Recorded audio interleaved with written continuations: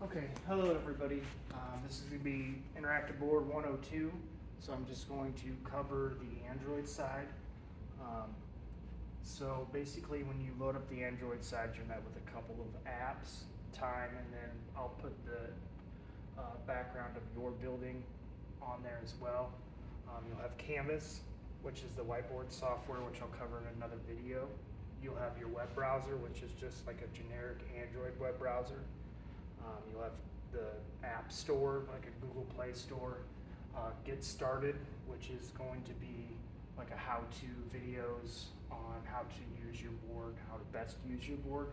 And then you'll have Collage, and Collage is basically sharing of the screens, and that will be another video as well. So what you do notice is there's buttons on each side, the left and right side, that you can move up and down freely. But if you click on it, you'll get a menu here. So if you open an app, you can click that button, go back, you could go home. You can see all, by clicking this button, you can see all of the apps that are currently loaded. You can quickly go back to Canvas.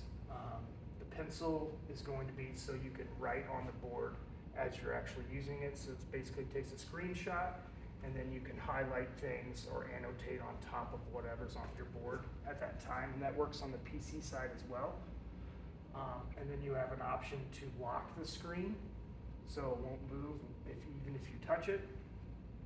And then you have some small tools like a spotlight, to where if you wanted to move the spotlight to the question and hide the answer over here, have the kids answer it, you can move it over them to the answer.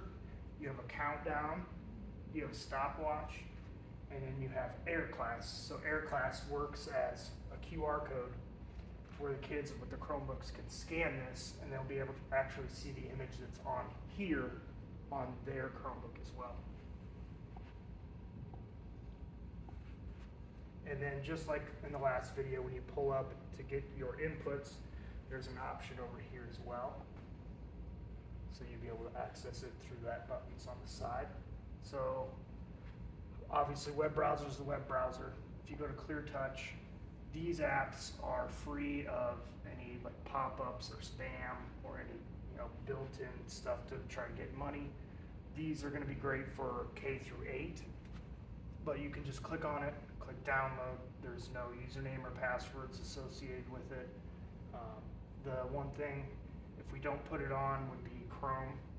Would be a good one, as well as Word or PowerPoint. That way, if you have a student teacher and you put something on a flash drive, they can just plug it in and be able to present whatever's on that flash drive for you. So I click that, go back home, brings me back to the screen. The only other thing is down here you'll see dots. So these are going to be all of your apps. So if you click that, this will show you all your apps. And it's just like a normal phone. The one big thing would be Finder.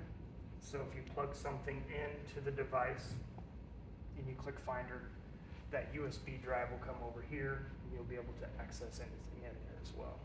So like once again, just click here, home, and just to show you guys the web browser, you just click it, just like a normal web browser, and you'll be able to use your keyboard and mouse, and you can actually type, or you can use the touch screen as well. And that's it, guys. Thanks.